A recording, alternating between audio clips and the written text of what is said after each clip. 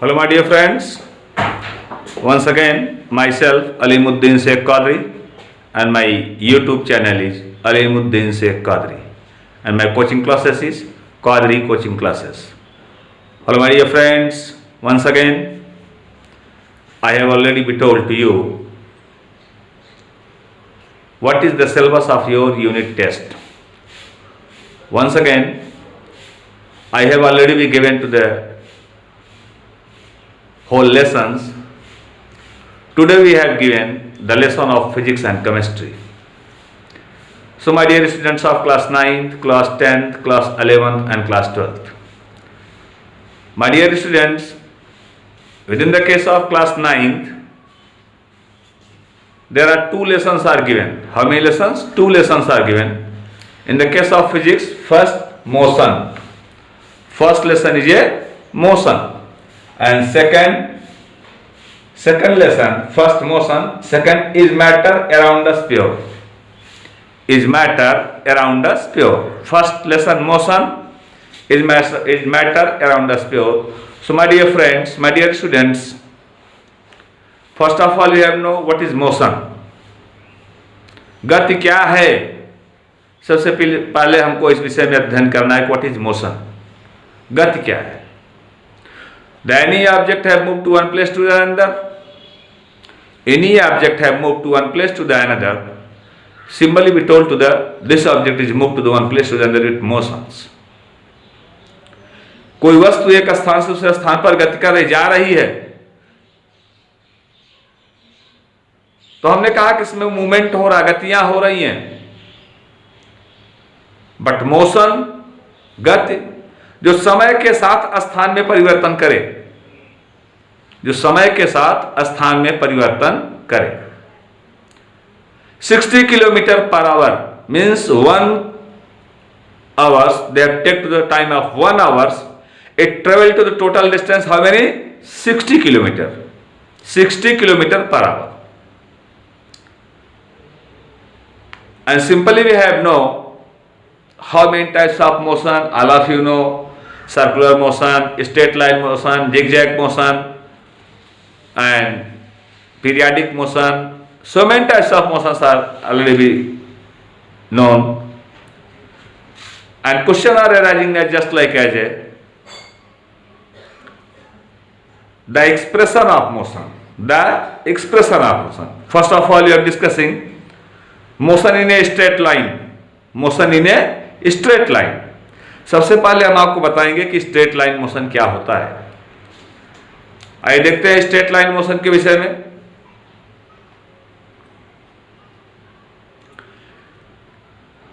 Straight line, सीधी रेखा. जब कोई वस्तु एक सरल रेखा में, एक सीधी रेखा में गति करती है, जब कोई वस्तु एक सरल रेखा में गति करती है तो उसकी गति को हम सरल रेखीय गति कहते हैं. जब कोई वस्तु एक सरल रेखा में गति करती है, एक सिंपल प्लेन में गति करती है, एक सीधी रेखा में गति करती है तो उसको हम बोलते हैं सिंपल मोशन और सिंपल स्ट्रेट लाइन मोशन बोला जाता है.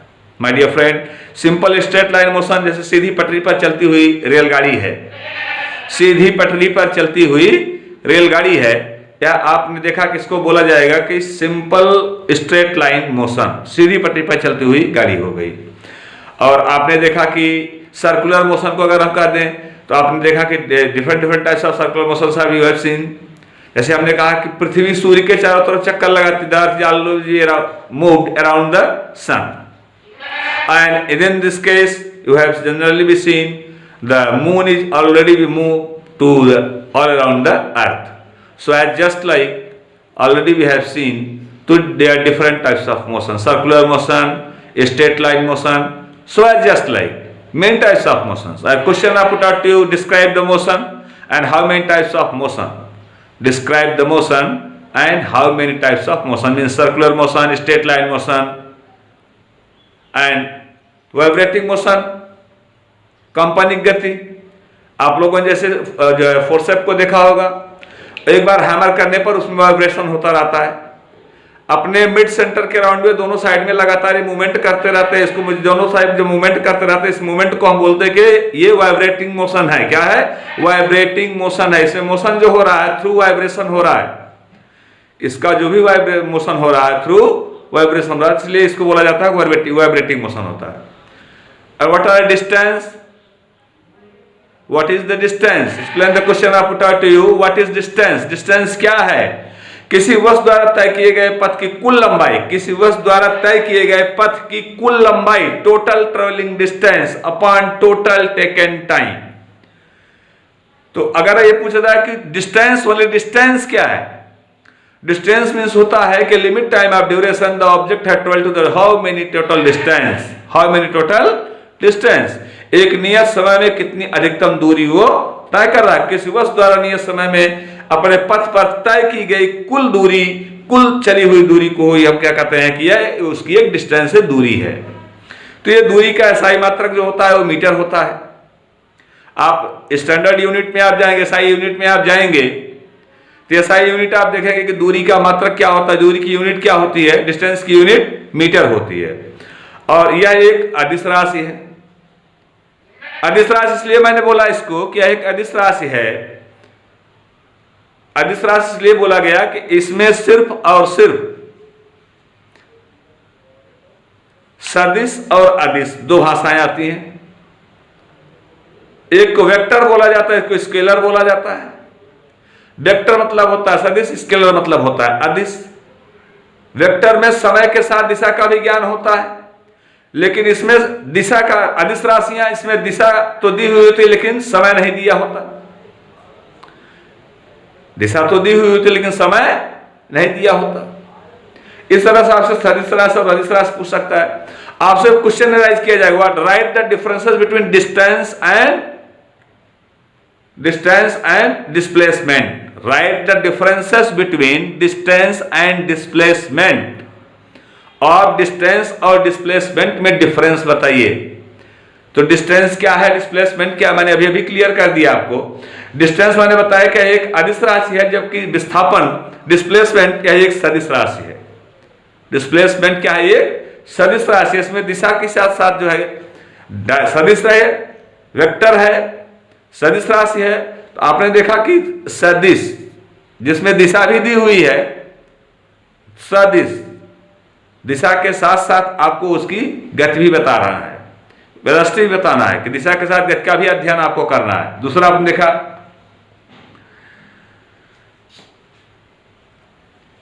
दूरी में, आपने देखा कि जब कोई वस्तु किसी निश्चित समय अंतराल के द्वारा तय किए गए लंबाई के बराबर होती है, एक निश्चित समय अंतराल में तय की गई लंबाई के बराबर होती है, तो हम बोलते थे कि डिस्टेंस है, इसी को दूरी बोलते हैं। बट डिस्प्लेसमेंट क्या बोलते हैं?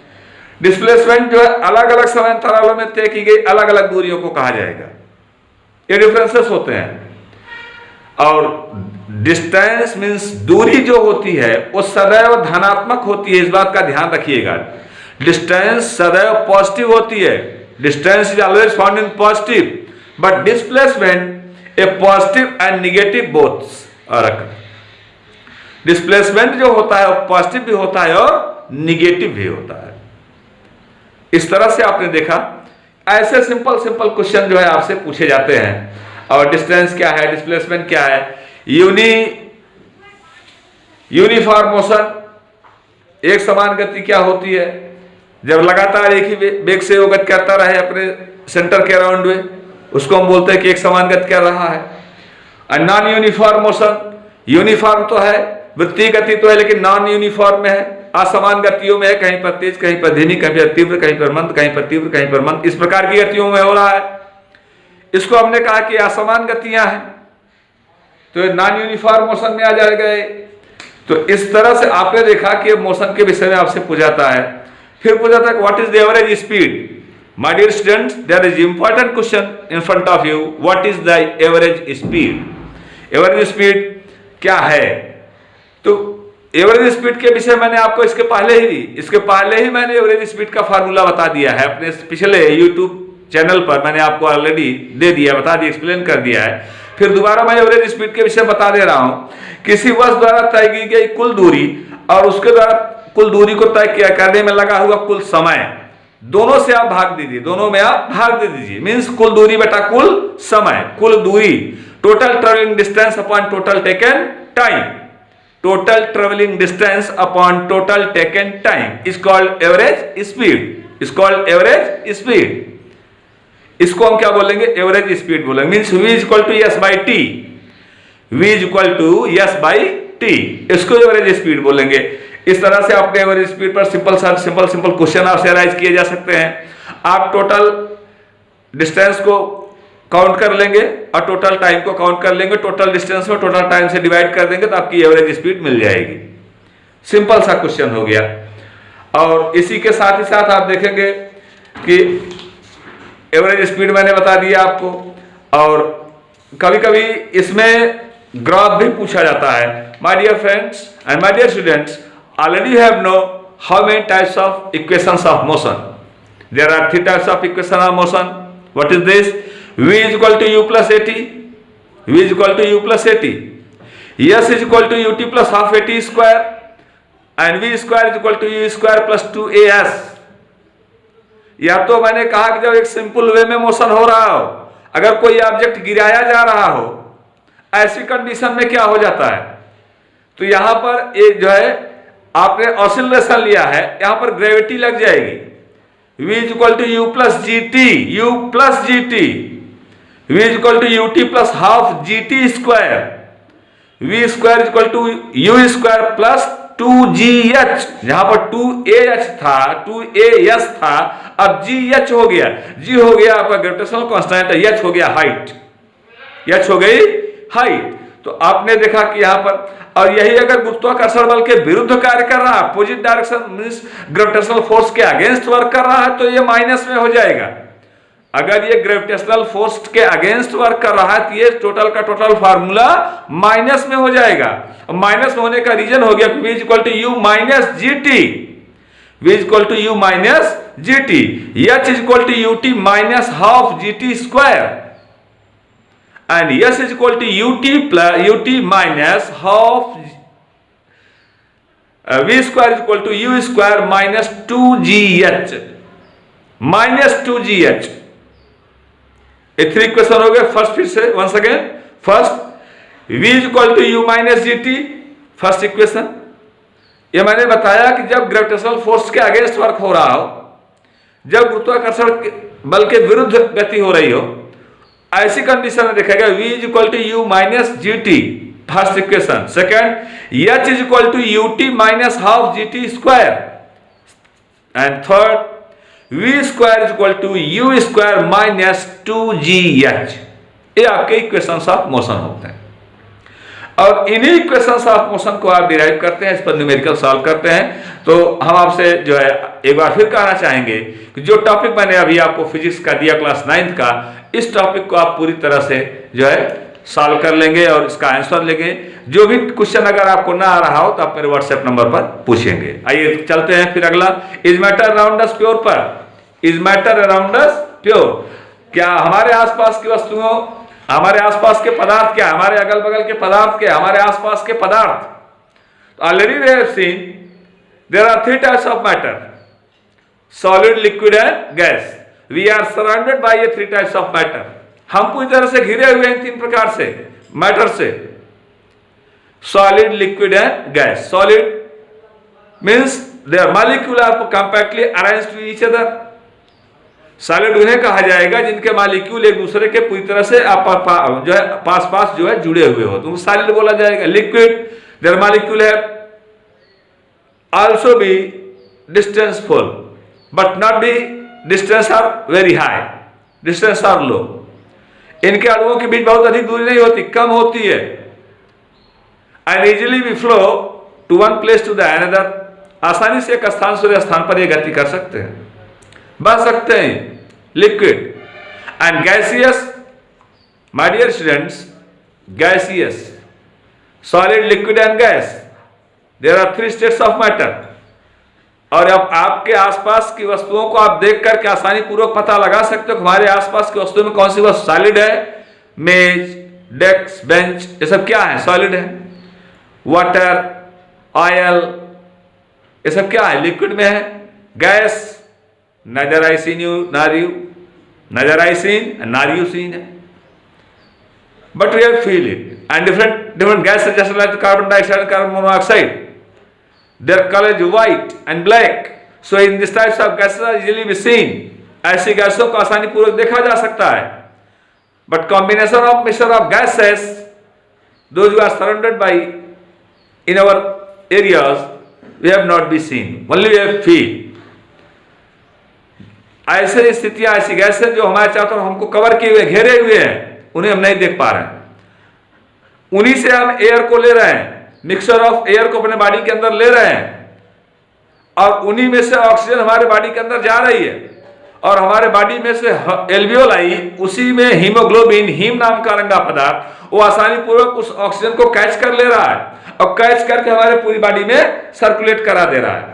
कैच करने के बाद हमारी पूरी बॉडी में उसको सर्कुलेट करा रहा है. सर्कुलेट कराने के पश्चात आप देखते हैं कि उसमें कंबस्शन की क्रिया होती है, दहन की क्रिया होती है, और दहन की क्रिया के परिणाम स्वरूप आप देखते हैं कि उससे अपार ऊर्जा निर्मित होती है, जिस ऊर्जा के परिणाम स्वरूप हम और आप गति करते हैं, चलते हैं, मोशन करते हैं. तो ये होता है is matter around us pure. जो क्या हमारे आसपास की वस्तु जो भी है, क्या ये पूरी तरह से जो है शुद्ध है? And matter is around, matter is our surroundings. हमारे आसपास के पदार्थ क्या है, नेचर क्या है? My dear friends, solid, liquid and gas, इनको देख लीजिए तीनों मैटर को, और नेचर देख लीजिए, बिहेवियर देख लीजिए, इनका कमेंट नोट कर लीजिए कि सॉलिड, लिक्विड और गैस के कमेंट क्या होते हैं, जिसके फेयर आप लोगों ने ऑलरेडी बना रखे हैं. ये मैं क्लास 9 के बच्चों के लिए बता रहा हूं कि ये उन बच्चों के लिए बहुत ही ज्यादा इंपॉर्टेंट है.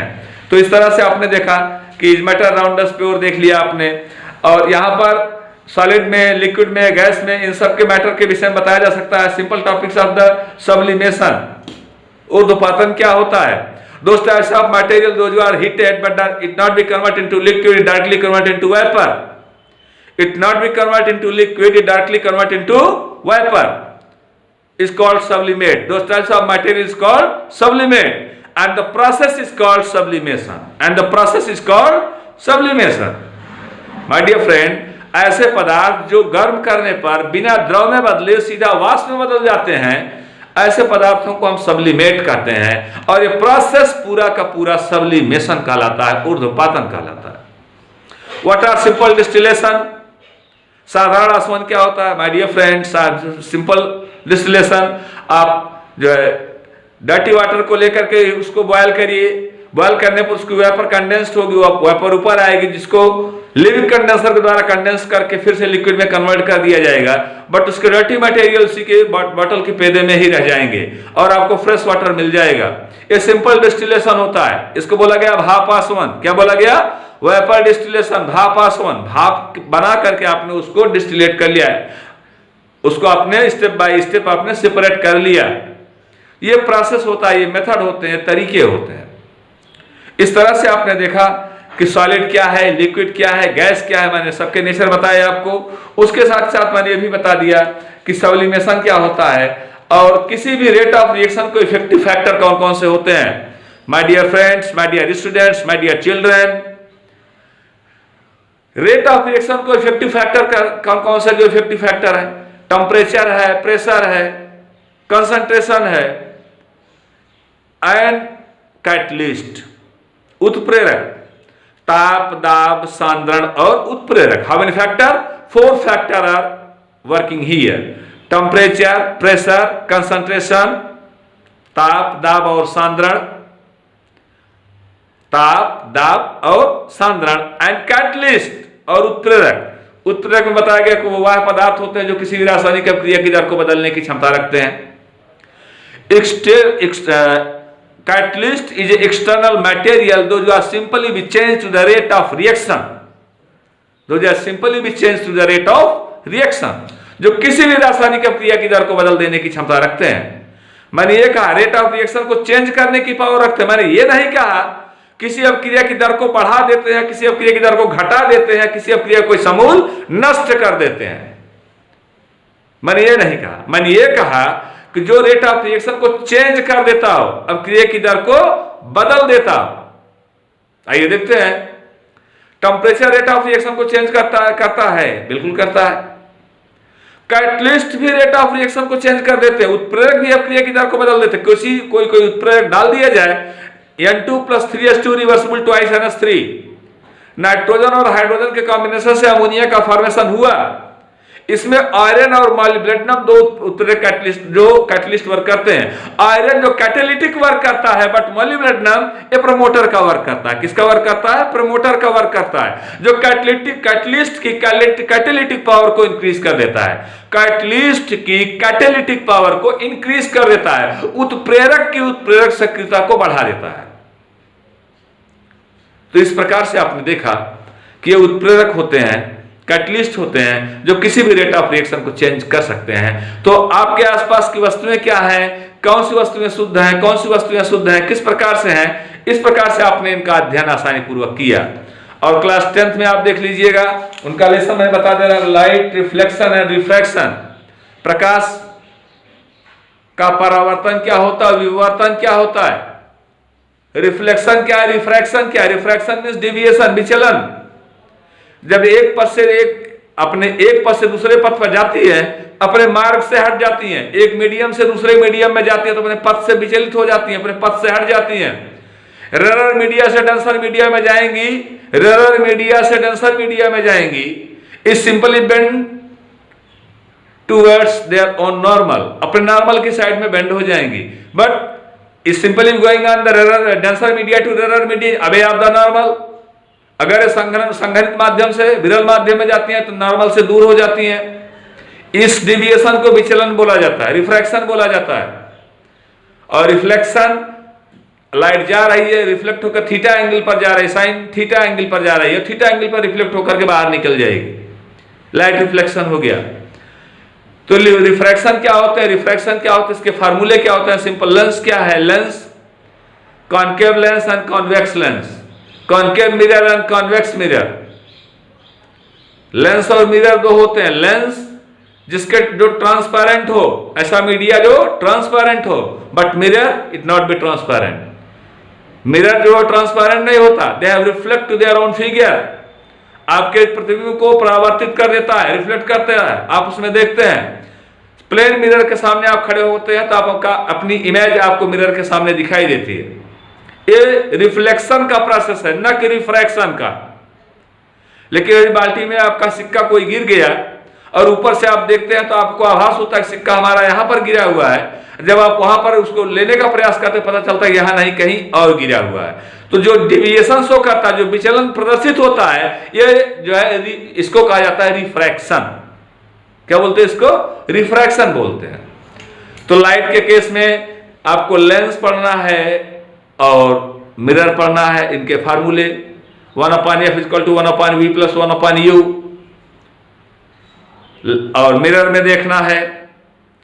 और यहां पर रिफ्लेक्शन क्या होते हैं, रिफ्रैक्शन क्या होते हैं, सनसेट और सनराइजिंग प्रोसेस पर ये रेड क्यों सिंपली अपीयर कर जाते हैं, इस पर आपको ध्यान देना है।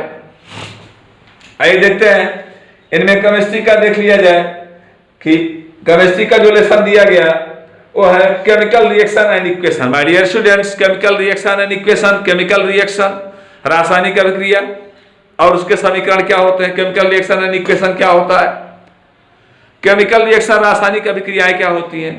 When two or more two elements, when two or more two compounds are combined together to form of a new compound, this called to chemical reaction। जब दो या दो से अधिक पदार्थ आपस में मिलकर के कोई नया यौगिक बना देते हैं तो उसको हम रासायनिक अभिक्रिया कहते हैं, उसे हम रासायनिक अभिक्रिया कहते हैं, केमिकल रिएक्शन कहते हैं।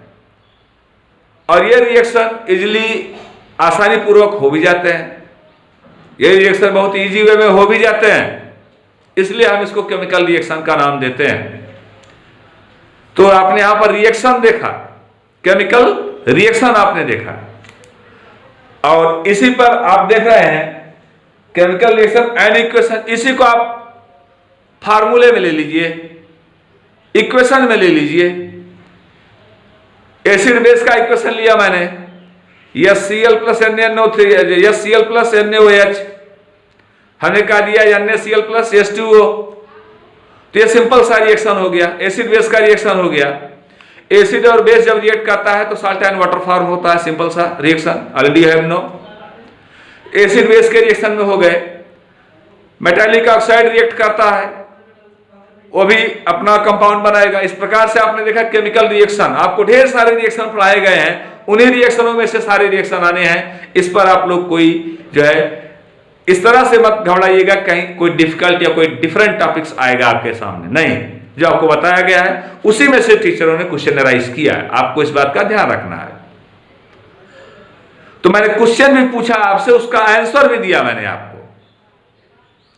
अब आइए देखते हैं, क्लास 11th में ऑलरेडी मैंने इसका आंसर दे दिया है। क्लास 11th के स्टूडेंट्स को ऑलरेडी मैंने इसका आंसर दे दिया है। क्लास 11th के स्टूडेंट्स के लिए मैंने बताया है, उनके लिए 2 लेसन है बायो में, उनका फिजिक्स और केमिस्ट्री में कल डिलीवर्ड करूंगा, नेक्स्ट डे कल मैं उनका फिजिक्स और केमिस्ट्री कल डिलीवर्ड कर देंगे। पहले आज उनका बायो को मैंने बता दिया, मैंने 2 लेसन दिया है। एक लेसन उनका दिया है सेल डिवीजन, कोशिका विभाजन क्या है, सेल डिवीजन क्या है, एंड सेल साइकिल, कोशा चक्र क्या है। इन दोनों के विषय में आपको होल एक्सप्लेनेशन दिए गए। And very simple in a question I put out to you. Simple, very simple question I put out to you. Just like write the comment on metaphase, write the comment on anaphase, write the comment on telophase. What is karyokinesis? What is cytokinesis? Who discovered cell cycle? What are cell cycle? What is the interphase? So many types of questions are put out to you. So many types of questions are put out to you. इस तरह से ढेर सारे question आपसे पूछे जा सकते हैं। So my dear students, our humble request to all of you, please be right, be do. And already you have learned all these given questions. मैंने आपसे कहा कि हमारा आप सभी से एक विशेष प्रकार का आग्रह है कि आप जितने भी क्वेश्चन बताए जा रहे हैं सारे के सारे क्वेश्चन को आप पूरी तरह से लर्न करिए, याद करिए उसको, और ये आपके बेनिफिट्स के लिए है। और अगला टॉपिक देखिएगा आप यहां पर human health and diseases. My dear students, within the class 12 human health and diseases. आइए देखते हैं।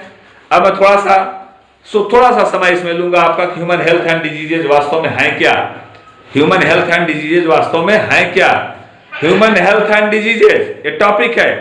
सबसे पहले तो आपको यह जानना आवश्यक है, और why do we fall ill, हम बीमार क्यों पड़ते हैं। What is the good definition of health, स्वास्थ्य की परिभाषा क्या है। Humans are completely fitted from socially, mentally and physically वेलबींग्स।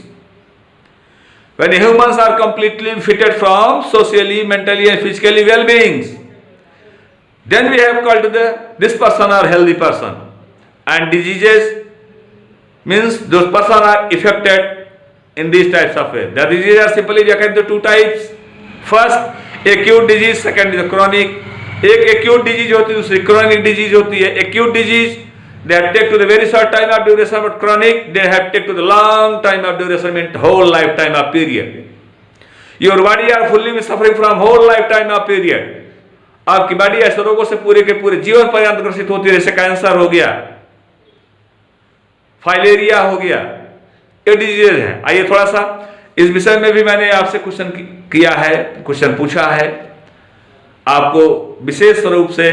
Pathogen क्या होते हैं, रोग के कारक क्या होते हैं, बैक्टीरियल डिजीज क्या होती है, फंगल डिजीज क्या होती है, वायरल डिजीज क्या होती है, प्रोटोजोवन डिजीज क्या होती है, मलेरिया पैरासाइट क्या है, और मलेरिया पैरासाइट की लाइफ साइकिल कैसे क्रिएट होती है। इस तरह से ये जो टॉपिक जो क्वेश्चन दिए जा रहे हैं आप लोग पूरी तरह से इसको लर्न करेंगे, याद रखेंगे। ऐसे क्वेश्चन आपसे पूछे जा सकते हैं कि एक्यूट डिजीज की डिफिनेशन बताइए, क्रोनिक डिजीज की डिफिनेशन बताइए, एक्यूट डिजीज के सिम्टम क्या होते हैं, क्रोनिक डिजीज के सिम्टम क्या होते हैं। अभी मैंने बताया ना एक्यूट के विषय में, दो disease those are take to the very short time of period, जो बहुत कम समय लेती है, जैसे हुपिंग कफ हो गया, कॉलरा हो गया, हेडेक हो गया, फीवर हो गया, एक they have take to the very short time of duration, जो है बहुत ही अल्प समय लेते हैं, लंबा समय नहीं लेते, ये बहुत ही अल्प समय लेते हैं।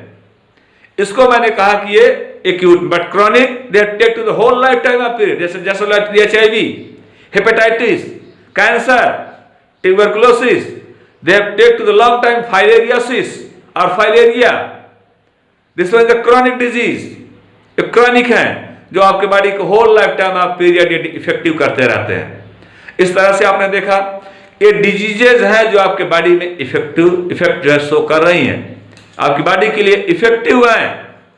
अब इसी में आइए हम आपको डिस्कस करके कुछ विशेष प्रकार के रोगों के विषय में बताएं कि सबसे पहले तो हमने आपको यह बताना है कि विश्व स्वास्थ्य संगठन, वर्ल्ड हेल्थ ऑर्गेनाइजेशन, WHO के अनुसार अगर ये देखा जाए कि स्वास्थ्य वास्तव में है क्या, तो जो डिफिनीशन मैंने बताया WHO की डिफिनीशन है, दोस्त person those are fully fitted from mentally, socially and physically well beings, this one is called to the healthy person.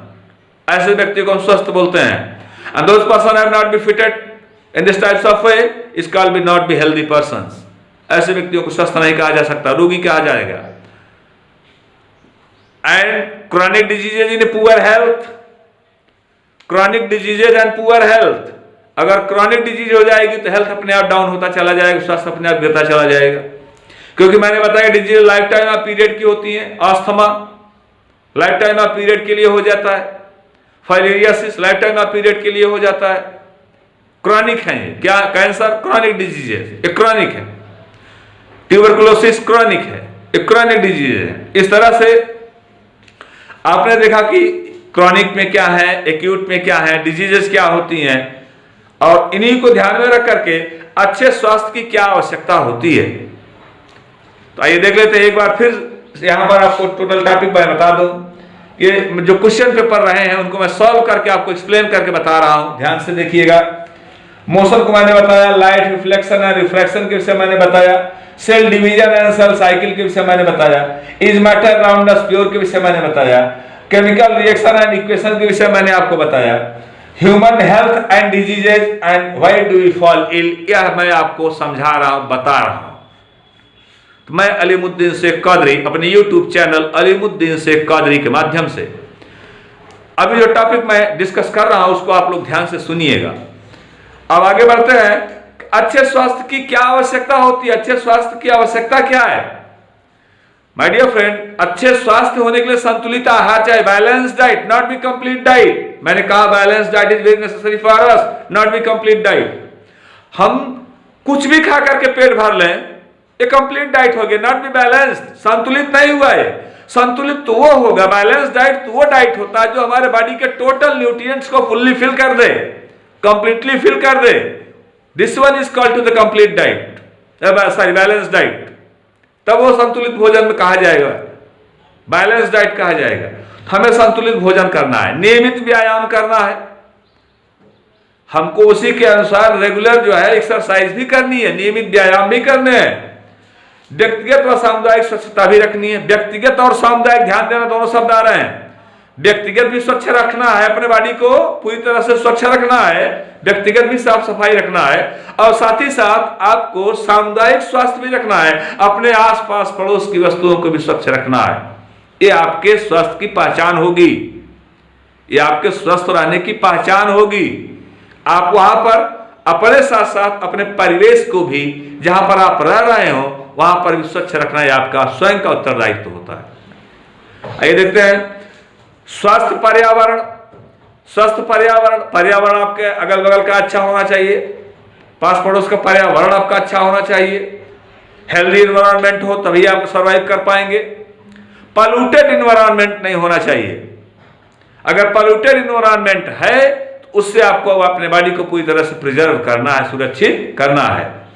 समय समय पर वैक्सीनेशन है, टीकाकरण है। जैसे आप देखिए कोरोना वैक्सीन का टीका आ गया, अब आपको स्वस्थ रहना है तो इस वैक्सीन को लेना है। तो इस तरह से वैक्सीनेशन का प्रोसेस होता है।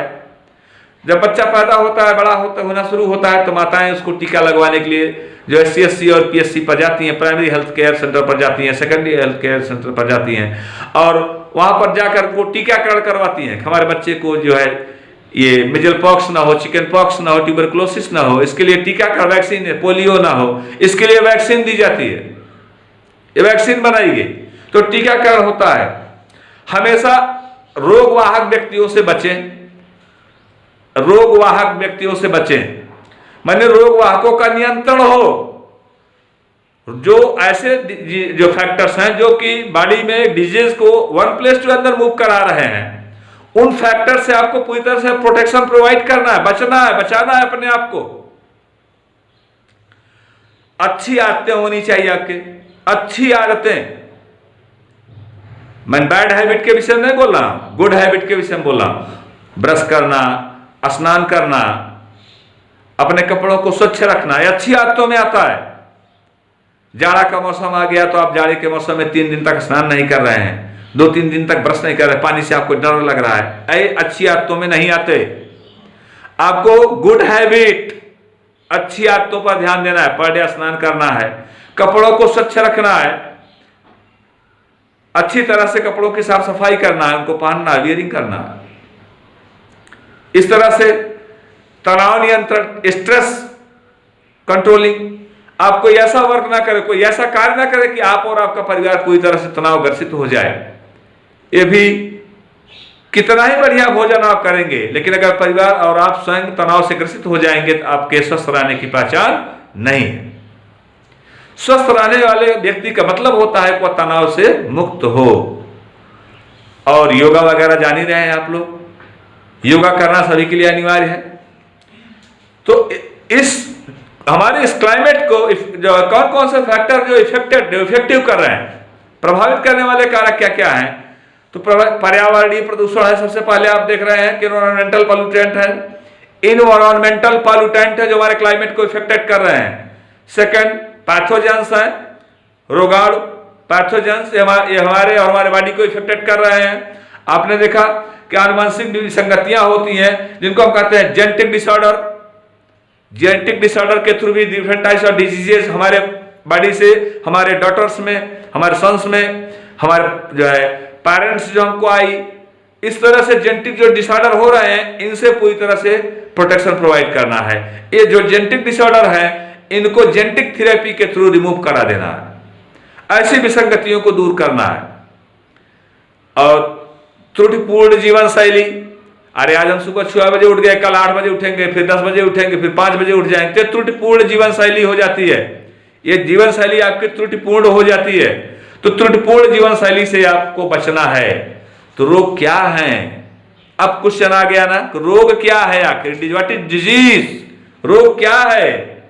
रोग मनुष्य के अंदर ऐसे जीव जो है कारकों के द्वारा उत्पन्न किया गया प्रभाव है जो आपके शरीर को शारीरिक, मानसिक और जो है शारीरिक रूप से, मानसिक रूप से और सामाजिक रूप से हानि पहुंचा देता है, वही रोग है।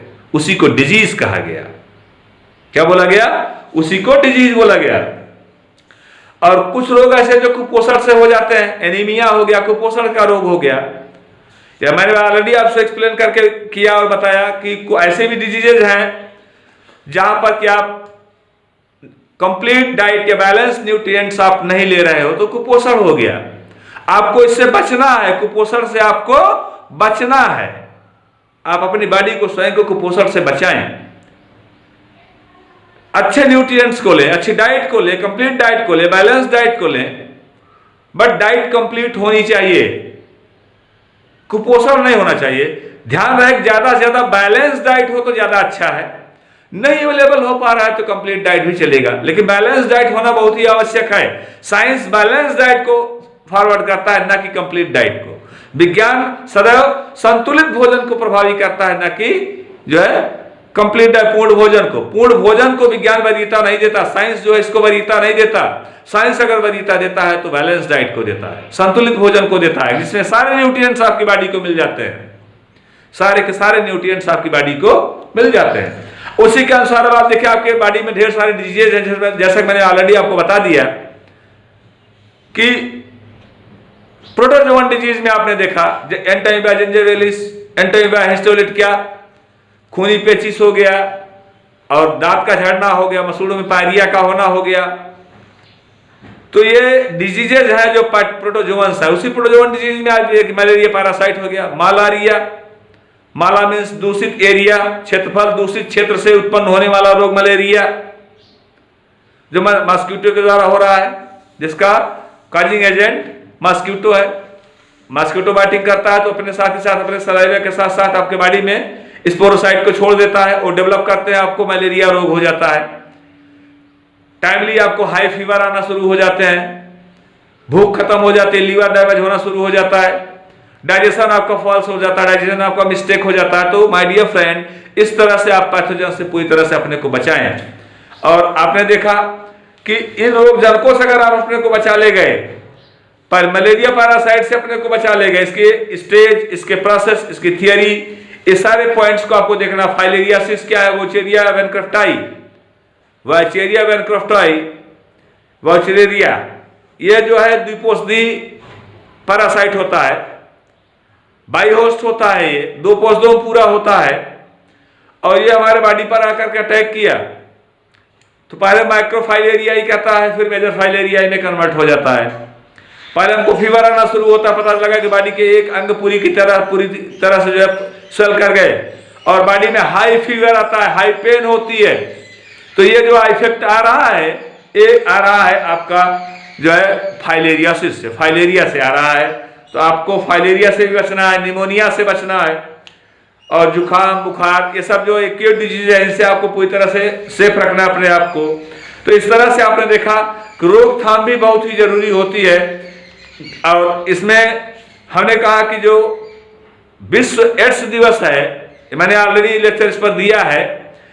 विश्व एड्स दिवस 1 दिसंबर को मनाया जाता है, और इसलिए हम उन्मूलन के रूप में इसको मना रहे हैं, उन्मूलन के रूप में कि ये समाप्त होता चला जा रहा है, इसलिए कि ह्यूमन बीइंग्स अवेयर होता जा रहा है, जागरूक होता जा रहा है। माय डियर फ्रेंड, ये सभी लोगों के अंदर जागरूकता होगी तभी जाकर के रोगों से हमें मुक्ति मिल सकती है। तो आपको रोगों से मुक्त होना है, रोग डिजीज फ्री होना है, तो आपको अवेयर होना पड़ेगा, आपको जागरूक होना पड़ेगा। यदि आप जागरूक नहीं हैं तो आपके अंदर बैक्टीरियल डिजीज भी हो सकती है, वायरल डिजीज भी हो सकती है, पैथोजेनिक डिजीज भी हो सकती है, माइक्रोबियल डिजीज भी हो सकती है, किसी प्रकार के रोग से आपकी बॉडी ग्रसित हो सकती है। तो आपको पूरी तरह से इनसे अपने बॉडी को प्रोटेक्शन प्रोवाइड करना है। तो ये मैं अलीमुद्दीन शेख कादरी अपने YouTube चैनल अलीमुद्दीन शेख कादरी के माध्यम से मैंने आज आपको सारे टॉपिक क्लियर कर दिए हैं। और यह टॉपिक जो आपने देखा, हमारा आप सभी से एक रिक्वेस्ट है कि आप सभी लोग सबसे पहले मेरे चैनल को सब्सक्राइब करिए, जिन लोगों ने नहीं किया है उसको सब्सक्राइब करिए, लाइक करिए, शेयर करिए। और मेरे जितने भी क्वेश्चन और जितने भी आंसर मैंने दिए हैं, सारे क्वेश्चन और सारे आंसर को आप लोग रीड करिए, पढ़िए इसको, और प्रिपेयर होकर के 27 से आपका एग्जाम है, तो 27 से आप एग्जाम के लिए पूरी तरह से तैयारी करिए। 27 के बाद हम जो है आपके बोर्ड के क्वेश्चन पेपर को डिलीवर करना शुरू कर देंगे। 27 के पहले अभी तक आपको सॉल्व क्वेश्चन पेपर देते रहेंगे। 27 के बाद से 27 से हम आपको बोर्ड के क्वेश्चन पेपर को अपलोड करके सॉल्व करके आपको देते रहेंगे। तो मैं अलीमुद्दीन शेख कादरी अपने YouTube चैनल अलीमुद्दीन शेख कादरी के साथ आप लोगों से इस समय विदा लेता हूं अपने नेक्स्ट लेक्चर के लिए। और आप लोगों से एक बार फिर मेरा जो है निवेदन है कि आप लोग जिन लोगों ने मेरे चैनल को भी अब तक सब्सक्राइब ना किया हो, वे लोग मेरे चैनल को सब्सक्राइब करेंगे, लाइक करेंगे, शेयर करेंगे।